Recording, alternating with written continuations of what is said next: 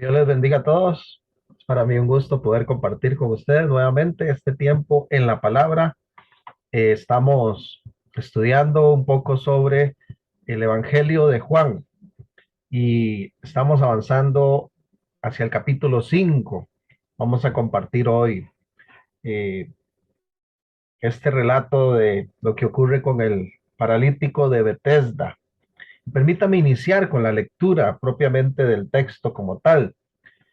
Dice así la Reina Valera 60. Después de estas cosas, había una fiesta de los judíos y subió Jesús a Jerusalén.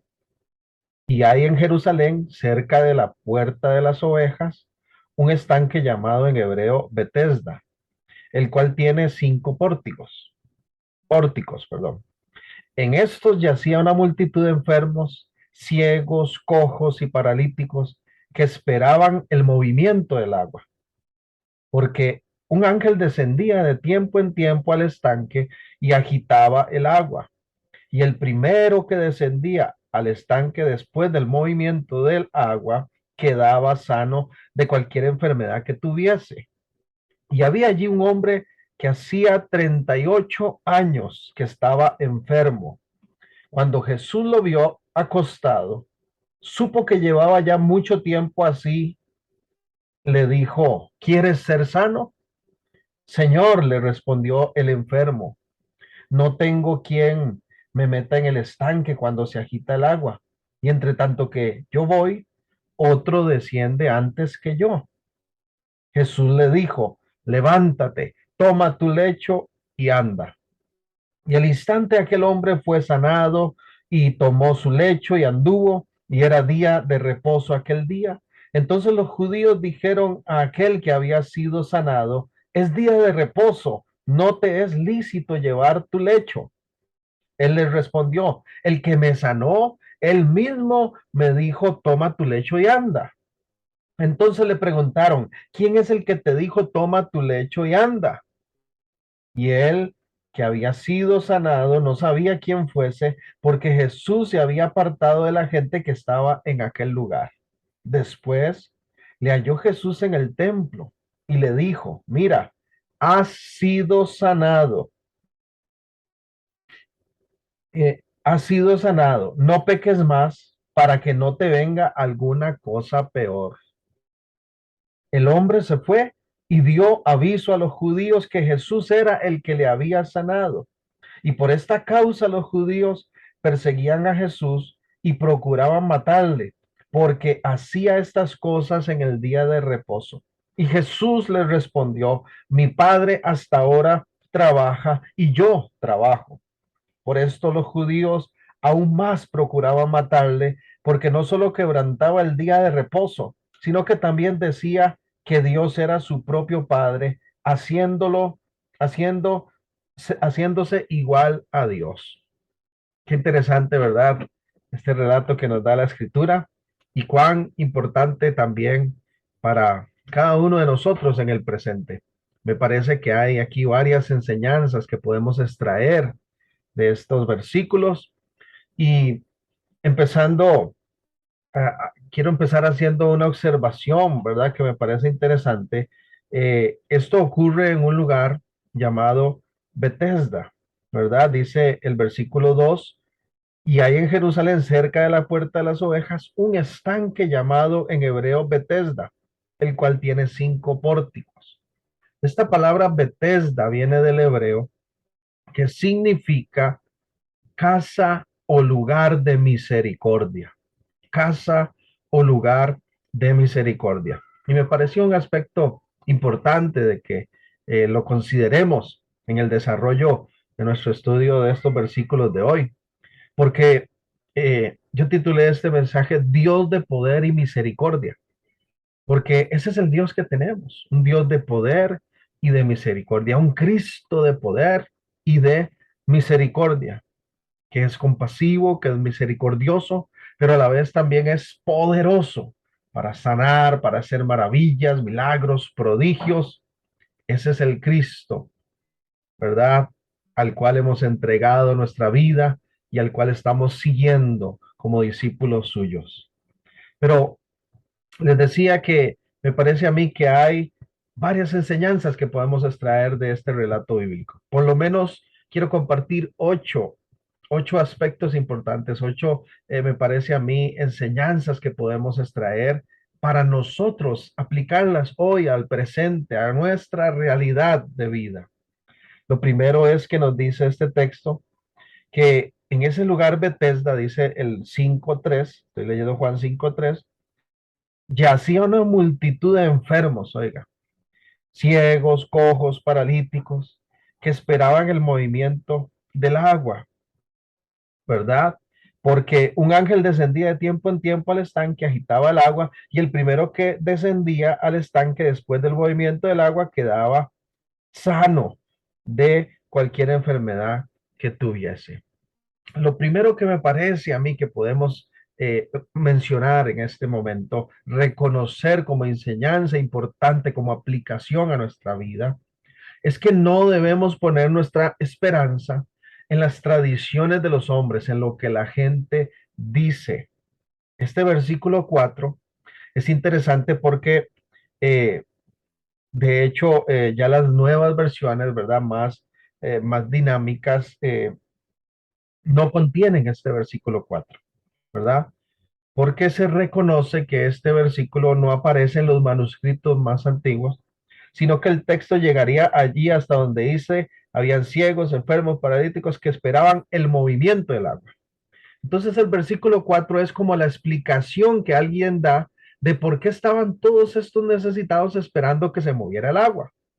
Y la respuesta que nos dan los estudiosos, los eruditos, es que había una tradición, había un mito, una tradición local allí de los lugareños que se hablaba de esto, de que descendía un ángel y movía el agua y el primero que se metiera allí, entonces quedaba sano.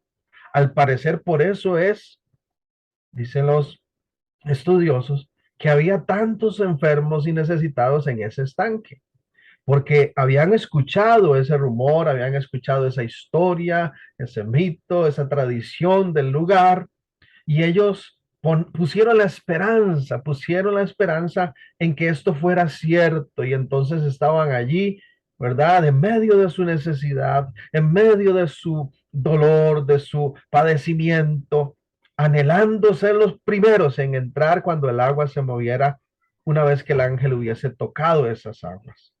Entonces me parece a mí como una aplicación importante, repito, no poner nuestra confianza en las tradiciones de los hombres, en lo que dice la gente, porque este hombre tiene un encuentro personal con Cristo. Y Cristo es más que cualquier tradición, que cualquier mito, que cualquier leyenda, que cualquier expresión de los pueblos o de las culturas. Él es la verdad y la vida, y en Él hay poder. Y cualquiera que se encuentre con Él realmente va a ser impactado de una manera especial y poderosa. Y esto le ocurrió a este hombre, a este paralítico. Tiene un encuentro con Jesús, con el Hijo de Dios, con aquel que es verdadero, que no es historia, que no es ficción, que no es mito, que no es leyenda, aquel que sabemos por la fe que es verdaderamente Dios, que se ha encarnado y que ha venido a esta tierra para cumplir un propósito maravilloso de reconciliarnos con el Padre, de librarnos del pecado y también de llevar Él nuestras enfermedades, nuestras dolencias, como dijera el profeta Isaías, y por su llaga hemos sido curados. Ahora bien, dice que el verso 5, eh, y había allí un hombre que hacía 38 años que estaba enfermo. No nos da el nombre de este paralítico, pero sí nos da un dato muy importante. Tenía 38 años, imagínense, 38 años en esa condición. Cuando Jesús lo vio acostado, dice el verso 6, y supo que llevaba ya mucho tiempo así, le dijo, ¿quieres ser sano? Qué interesante pregunta, ¿verdad? Por supuesto que el maestro sabe la respuesta. Por supuesto que el Señor sabe que este hombre quiere ser sano, pero el Señor quiere provocar en él a través de este diálogo un despertar para que este hombre deposite la confianza en él. Y entonces el hombre le dice, Señor, le respondió el enfermo, no tengo quien me meta en el estanque cuando se agita el agua y entre tanto que yo voy, otro desciende antes que yo. ¿Por qué? Porque la gente que pone la esperanza en otras cosas que no son el Señor, tarde que temprano terminan desilusionándose, terminan desanimados, terminan ya perdiendo esa expectativa, ya su fe se reduce a un estado, digamos, de resignación. Bueno, ya no me sanó ya no me sanó el Señor, ya no ocurrió mi milagro, ya así tengo que quedarme. Y pareciera ser que así está expresándose este hombre. No tengo quien me meta, ¿cómo voy a llegar yo solo ahí? En fin, él prácticamente está diciendo, este es mi destino. Pero Jesús le dice en el verso 8, levántate, toma tu lecho y anda. Y allí se manifiesta el poder del Señor, la autoridad del Señor. Levántate, toma tu lecho y anda. Porque me parece a mí que un segundo aspecto importante que podemos aplicar al presente es que Dios actúa. Tenemos que tener claro esto, que Dios actúa de manera radical. Situaciones que han prevalecido por mucho tiempo antes pueden cambiar en un solo instante por el poder de Dios, por la autoridad del Señor. 38 años ese hombre, imagínense, en necesidad, en enfermedad, en esa condición. Y un solo instante frente al Maestro y una sola frase de nuestro Señor Jesucristo cambió sus circunstancias de manera radical.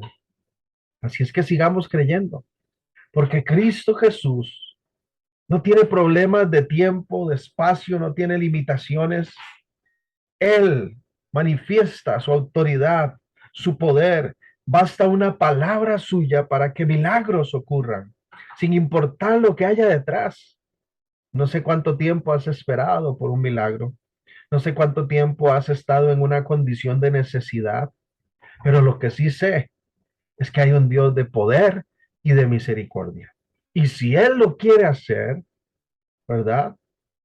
Él manifiesta esa grandeza en formas milagrosas y poderosas. Así es que nosotros tendemos a desanimarnos con el paso del tiempo. Me decía un hermano compartiendo el otro día que a él le parece que en su convicción personal, él decía, yo creo que nosotros no tenemos tanto problema con la fe, decía él, sino que el problema lo tenemos con la esperanza. Porque Hebreos 11:1 dice que la fe es la certeza de lo que se espera, la convicción de lo que no se ve. Y esa espera, decía él, es terrible para nosotros como seres humanos. Queremos todo ya. Y cuando vemos que las cosas no ocurren y pasa el tiempo, damos lugar a veces entonces al desánimo, a la duda que quiere entrar y decirnos, ya no va a ocurrir. Pero vea qué lindo un testimonio como el de este pasaje que nos recuerda, que nos confirma que el Señor es un Dios que actúa de manera radical y que situaciones que incluso han prevalecido por mucho tiempo, Él les puede dar un giro radical, Él puede dar un cambio total y absoluto a través de la manifestación de su poder, de su autoridad, en un solo instante. Si tan solo Él así lo determina, nada ni nadie lo puede detener. Así que sigamos creyendo aunque el tiempo haya pasado, sigamos creyendo en que el milagro puede llegar, porque el Señor, sin importar cuánto haya transcurrido, puede aparecer en cualquier instante y sorprendernos. A mí me gusta mucho esa palabra. Yo le digo en mis oraciones, Señor, sorpréndeme, sorpréndeme, porque realmente Él nos sorprende. Dice el verso 6 que cuando Jesús vio a este hombre acostado, supo que llevaba mucho tiempo. Interesante la pregunta que le hace es, ¿quieres ser sano? ¿Quieres ser sano?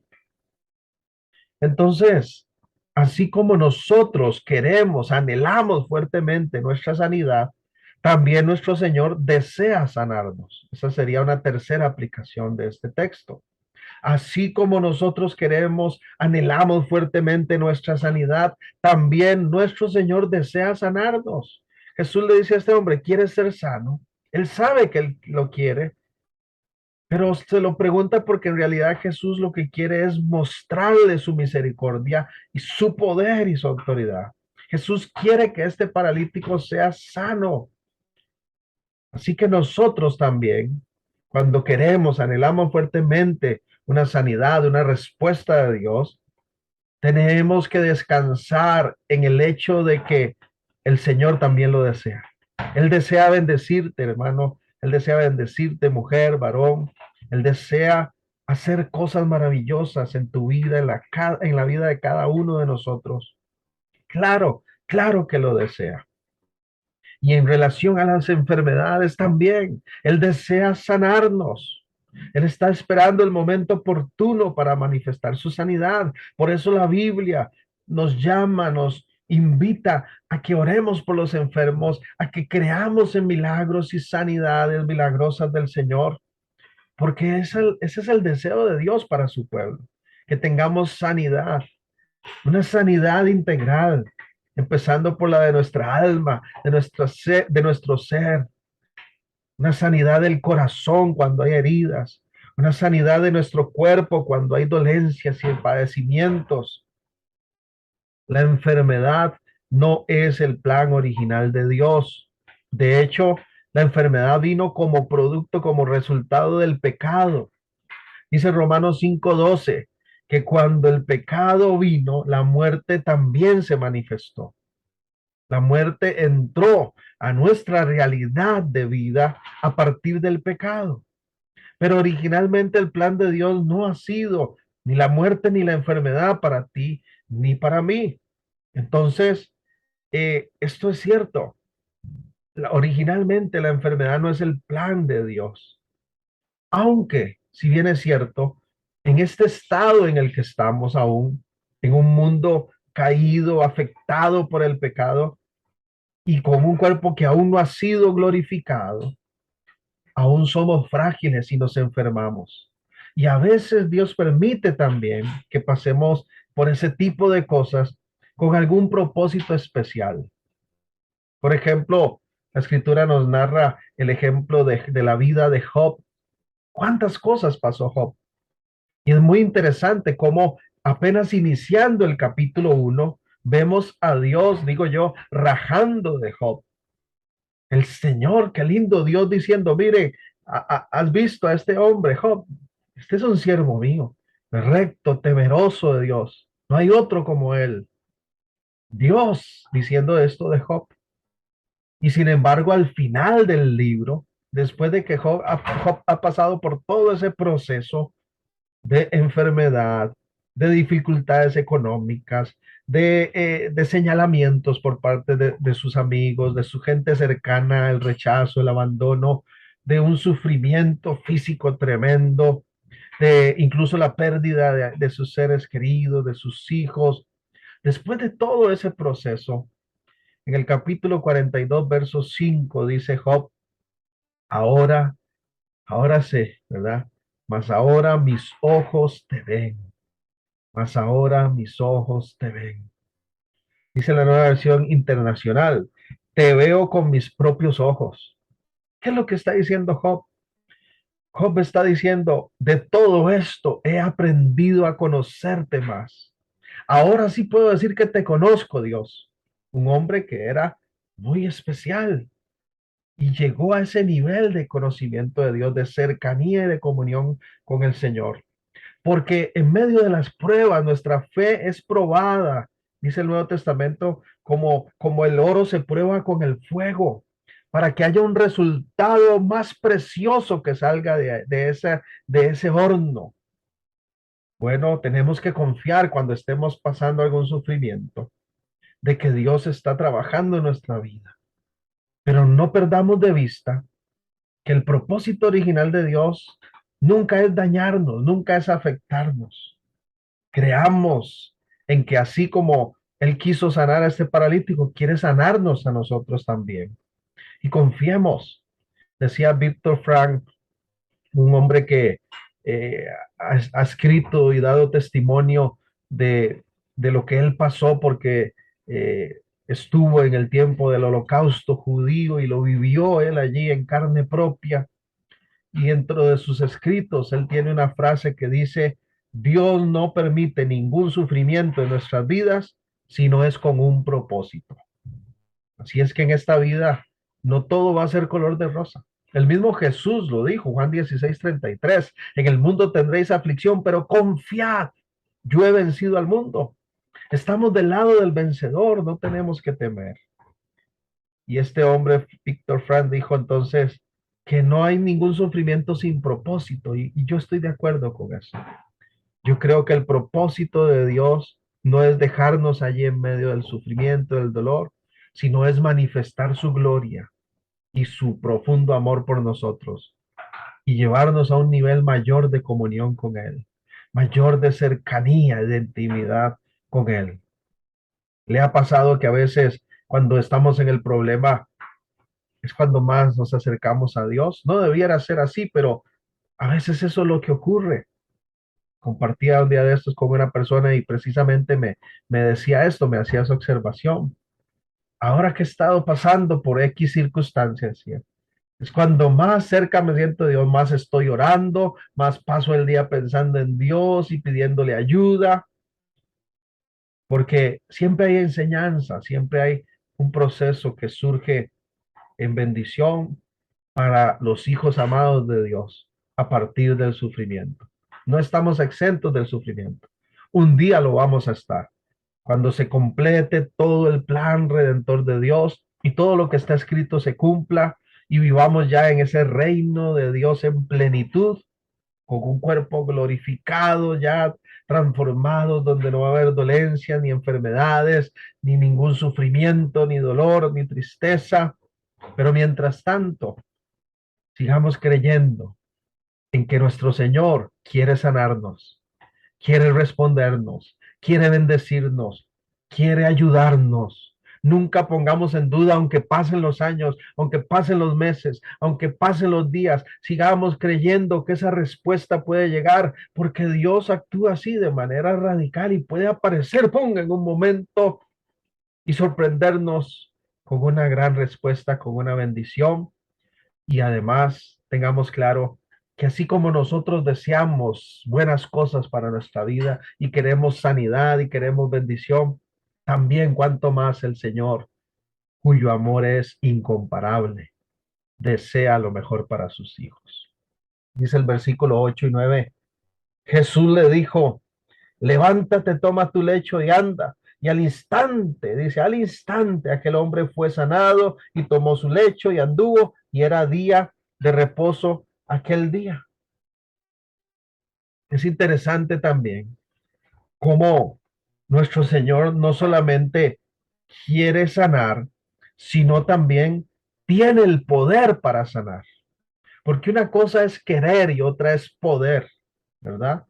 Muchas veces nosotros nos quedamos cortos porque queremos cosas, pero no hacemos, no logramos las cosas porque no estamos en el poder de hacerlas. Pero el Señor, nuestro Dios, todo lo puede. Y él no, la buena noticia, la aplicación al presente también de este texto es que tenemos un Dios, un Cristo, un Señor, que no solamente quiere sanarnos, quiere bendecirnos, sino que además puede hacerlo. Él tiene todo poder, Él tiene toda autoridad para hacer cualquier cosa que nos sea imposible a nosotros, para Él no lo es imposible. Dice el Evangelio de Mateo en el capítulo 14. Permítame aquí leer unos cuantos versículos. Mateo 14 de 34 al 36. Y terminada la travesía vinieron a tierra de Genezaret. Esto es Mateo 14, 34 al 36, para los que acostumbran a anotar. Y terminada la travesía, vinieron a tierra de Genezaret. Cuando le conocieron los hombres de aquel lugar, enviaron noticia por toda aquella tierra alrededor y trajeron a él todos los enfermos, oiga, y le rogaban que les dejase tocar solamente el borde de su manto, y todos los que tocaron quedaron sanos, porque el Señor tiene todo el poder y toda la autoridad. Y con solamente tocar el borde de su manto, dice, estos enfermos quedaron sanos. Como aquel otro testimonio que nos da también el Nuevo Testamento de aquella mujer con un flujo de sangre terrible que había invertido su dinero tratando de que los médicos, de que cualquier respuesta viniera a ella para sanidad y no lo consiguió. Con fe tocó el borde del manto del Señor. Y el maestro está en medio de una multitud y dice, alguien me ha tocado. Porque cuando uno toca el corazón de Dios con fe, poder y virtud de lo alto desciende y se manifiesta. La fe mueve la mano de Dios. No te dejes engañar con esos falsos maestros y predicadores y falsas enseñanzas que te dicen que para recibir un milagro hay que pagar. Mentira del diablo. La fe mueve la mano de Dios y es la fe puesta en el Señor lo que nos permite ver grandes resultados. ¿Por qué? Porque es por gracia, porque es por su amor que nosotros recibimos, porque Él es un Dios de poder y misericordia, que nos ama, que nos bendice. ¿Quién puede pagar al Señor por su favor? Nadie. Nada sería suficiente. Lo que Él hizo en la cruz derramando su sangre no tiene comparación. Esa sangre es invaluable, es un precio incalculable. Y ahora nosotros somos beneficiarios de los beneficios, valga la redundancia, de la cruz. Gocémonos en eso y creamos en sus promesas de sanidad, de provisión, de protección. Y acerquémonos a Él con confianza, con humildad y sobre todo con fe para tocar su corazón. Que él sin duda va a estar anuente a recibirnos, a respondernos, a hacer cosas maravillosas. Entonces, Él tiene todo poder y toda autoridad. Una quinta aplicación que quiero mencionar, dice el verso 10 al 13, volviendo a Juan 5. Entonces los judíos dijeron a aquel que había sanado, es día de reposo, no te es lícito llevar tu lecho. Él les respondió, el que me sanó, él mismo me dijo, toma tu lecho y anda. Y el que había sido, perdón, entonces le preguntaron, ¿quién es el que te dijo, toma tu lecho y anda? Y el que había sido sanado no sabía quién fuese porque Jesús se había apartado de la gente que estaba en aquel lugar. Una quinta aplicación es la siguiente. El legalismo nubla nuestra vista. El legalismo nos impide ver lo que es verdaderamente importante. Repito, el legalismo nubla nuestra vida. Nos impide ver lo que es verdaderamente importante. De estos hombres están frente a ese milagro y están enojados, furiosos, porque este hombre se levantó y anda cargando su camilla. ¿Por qué? Porque ellos están pensando en que hay una ley que decía que no deben de cargarse cosas en el día de reposo. ¿Qué, qué actitud más ilógica? En ningún momento ellos pensaron y se gozaron con aquel hombre, 38 años, imagínense, enfermo, paralítico, y ahora está sano. Y pusieron la mirada en una ley en que él va cargando su camilla. Eso es legalismo. Poner esa mirada en esas cosas que no son realmente lo importante. Darle énfasis a cosas que no es realmente lo que Dios está pidiendo, demandando de nosotros. Mire, esto lo pongo de esta manera. Lo comparo de esta manera. Sería como que yo llegue al estacionamiento de un centro comercial, por ejemplo, en una mañana súper soleada, caliente, terrible, con ese sol que está quemando, quemando. Y de pronto escucho a la par de mi vehículo a un bebé llorando y me asomo y veo que hay un bebé que dejaron olvidado en la parte de atrás de un coche. Así han muerto muchos niños, lamentablemente, en los últimos años. Sobre todo hay noticias que llegan de Estados Unidos que se ha dado mucho eso. Se les olvidó, cerraron el carro, dejaron el bebé atrás, ventanas cerradas y aquel niño asfixiándose. Entonces yo corro, busco algo y rompo aquella ventana y saco a ese niño. Entonces viene la policía y me apresa por daños a la propiedad, porque rompí el vidrio del vehículo. ¿Se imagina qué ilógico? Qué ilógico. Pero a veces así actúan las personas. Y a veces así de ilógico actúa incluso el mismo pueblo de Dios. Y en vez de gozarnos con los que se gozan, y en vez de poner la mirada en lo importante, ha ocurrido un milagro. Estamos más afanados a veces por cumplir leyes y requisitos. Qué cuidado hay que tener con esto. ¿Cuántas veces llega una persona a la iglesia, mire, en una condición totalmente alejada de Dios? Tal vez una mujer de la calle y se arrepiente y viene buscando al Señor y se humilla al Señor y acepta a Cristo en su corazón. Mire, y se han dado casos donde se levantan gente de la congregación y la echan del templo. Aquí no pueden venir mujeres prostitutas, aquí no tienen que estar vestidas con esa ropa, vaya, vaya para la calle. Perdieron de vista el milagro, perdieron de vista lo importante que es la salvación que está ocurriendo allí. Bueno, me parece que en alguna manera algo así está ocurriendo con estos judíos.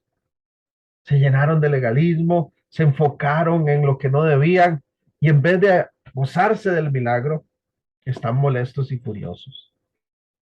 Dice el versículo 14 que después le halló Jesús al paralítico en el templo y le dijo, mira, venga qué importante, has sido sanado, no peques más para que no te venga alguna cosa peor. Vea qué interesante, repito, mira, le dijo Jesús al hombre, has sido sanado, no peques más para que no te venga alguna cosa peor. Una sexta aplicación que podemos extraer, me parece a mí, de este versículo es que el pecado es peor que la enfermedad. Porque vea que Jesús le dice, vete y no peques para que no te venga algo peor. Porque resulta ser que el pecado es peor que la enfermedad incluso. ¿De qué vale estar súper saludable si somos súper pecadores? ¿De qué vale estar nosotros con una condición de salud plena si estamos en rebeldía delante de Dios, en oposición a los principios del reino de Dios? ¿De qué vale eso? El peor, la peor situación es el pecado. Y Cristo Jesús vino a libertarnos de la esclavitud del pecado y a darnos una vida nueva, una vida de libertad en Él. Y por medio de su Espíritu Santo somos fortalecidos y caminamos entonces, empezamos a caminar en santidad. Ojo, no somos perfectos. Ningún cristiano, ningún hijo de Dios, ningún nacido de nuevo es perfecto. Pero el pecado ha sido esa condenación y esa esclavitud del pecado, esas cadenas han sido rotas. Y nuestra vida ahora es una vida de libertad, la cual vivimos conforme a ese nuevo estatus, a esa nueva naturaleza que el Señor nos ha dado. Pero aquí interesante, Jesús le dice, vaya porque no peque, no vaya a ser que le venga algo peor, porque el pecado es peor que incluso una enfermedad. Y de nada vale estar saludable si también estamos en rebelión y dándole la espalda a Dios. A veces a la gente se le olvida, mire, Dios hace cosas maravillosas, Él las sigue haciendo en el presente. Y yo he sido testigo de muchos milagros y sanidades por la mano de Dios, no por la iglesia, no a través de nosotros mismos, sino por el poder que actúa en nosotros, porque es el poder del Espíritu Santo el que se manifiesta y es el Señor el que hace los milagros y las sanidades. Pero he visto esto. He orado por enfermos, gente con diagnósticos médicos trágicos, sin esperanza, y Dios ha dado un giro, como decíamos ahora, radical y sorprendente a su condición. Y muchos, lamentablemente, se les olvida. Pasa el tiempo y se alejan del Señor, le dan la espalda. Y entonces dice este texto, cuidado, cuidado y algo peor que la enfermedad que tenías venga a tu vida. ¿Qué es algo peor que la enfermedad? Ay, dejar que el pecado gobierne, volvernos a poner las cadenas del pecado y entonces nos hundimos nuevamente en ese lodo. Eso no lo quiere el Señor. Satanás no tiene misericordia de nadie. Cuando Él llega, Él quiere, dice que vino a matar, a robar, a destruir, pero Cristo Jesús vino a dar vida y vida en abundancia. En Mateo capítulo 8, versículo 8 y 9, Jesús dijo unas palabras muy fuertes que quiero retomar en este momento en relación a la frase que acababa de decir antes de que, ¿de qué vale estar sano, súper saludable, si vamos a seguir súper pecadores y hundidos en cadenas? Dice Mateo 18 en el versículo 8, Mateo 18 8 y 9. Por tanto, oiga esto, si tu mano o tu pie te es ocasión de caer, córtalo y échalo de ti. Mejor te es entrar en la vida cojo o manco que teniendo dos manos o dos pies ser echado en el fuego eterno. Y si tu ojo te es ocasión de caer, sácalo y échalo de ti.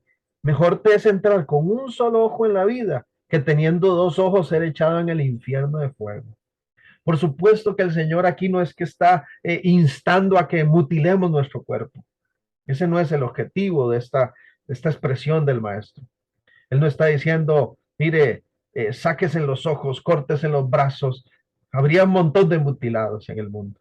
Lo que él está hablando es de ser radical y romper con esas prácticas pecaminosas, porque si no, nuestra condición va a ir peor y peor y peor. Y eso es lo que Jesús le está recordando a este paralítico. Vaya, ha sido sano, pero no peque para que no vaya de mal en peor. Volvamos allí a Juan 5. Me quedan dos eh, aplicaciones más que quiero mencionar. Dice el verso 15 de Juan 5 al 17. El hombre se fue y dio aviso a los judíos que Jesús era el que le había sanado. Y por esta causa los judíos perseguían a Jesús y procuraban matarle porque hacía estas cosas en el día de reposo. Y Jesús les respondió, mi padre hasta ahora trabaja y yo trabajo. Mi padre hasta ahora trabaja y yo trabajo. Una séptima aplicación que quiero mencionar es, Dios sigue trabajando. Esto es una buena noticia. Dios sigue trabajando hoy en día. Dios sigue haciendo maravillas en el presente. Su poder, su diligencia no se ha terminado. Jesús sigue manifestando esos beneficios, esas bendiciones en medio de nosotros. Dios sigue trabajando. Jesús le dijo a estos hombres, mire, ustedes están diciendo furiosos que por qué ocurrió una sanidad en un día de reposo. Y Jesús lo que está diciendo es, mi Padre no se detiene, yo no me detengo. Cualquier día es propicio para que manifieste poder y autoridad de lo que está diciendo Jesús. Y eso es una buena noticia para ti y para mí hoy. El poder del Señor no se agota. Él sigue trabajando. Él sigue haciendo milagros, maravillas, prodigios. Dice Hebreos 13:8 que Jesucristo es el mismo ayer, hoy, por los siglos. Hermoso es ese texto. Lo mismo podemos decir nosotros de su poder y su autoridad. Es la misma hoy, la misma con la cual levantó de una camilla a un hombre postrado durante 38 años. Ese mismo poder, esa misma autoridad la sigue teniendo el Señor y la sigue manifestando hoy en nuestro tiempo. Claro que sí. Ese es el Dios que tenemos. Ese es el Cristo al cual servimos. Un Cristo de poder que sigue trabajando con esta humanidad. que sigue mostrando su gloria y llevando adelante sus propósitos eternos. Y por último, dice el verso 18, Juan 5. Por esto los judíos aún más procuraban matarle, porque no solo quebrantaba el día de reposo, sino también decía que Dios era su propio Padre, haciéndose igual a Dios. Mire, esto es algo que no podemos pasar por alto. Esto es una declaración que tiene que estar presente en nuestras bocas. Jesús y el Padre son uno. Nuestro Dios es un Dios trino. Jesús y el Padre son uno solo. El Padre, el Hijo, el Espíritu Santo. No son tres dioses, ¿verdad? Es un Dios manifestado en tres personas. Un mismo Dios. Y esos milagros que ocurrieron por mano de Jesús no fueron, como dicen algunos, por manos de un hombre más, un profeta más, uno que tenía ciertas cualidades. No, fue Dios mismo quien vino a esta tierra a mostrar su amor, su poder, su misericordia y su autoridad. Primera de Timoteo 2:5 dice, eh, porque hay un solo Dios. ¿Recuerdan ese texto? Un solo Dios, un solo mediador entre Dios y los hombres. ¿Quién? Jesucristo, hombre. Un solo Dios. Y ese Dios es grande en poder y en misericordia. Bendito sea su nombre. Damos gracias por su palabra de hoy y espero que esto le anime y acreciente en usted el deseo de seguir escudriñando las escrituras. Nos vemos pronto. Que Dios continúe bendiciendo su vida y sorprendiéndole con su poder y misericordia.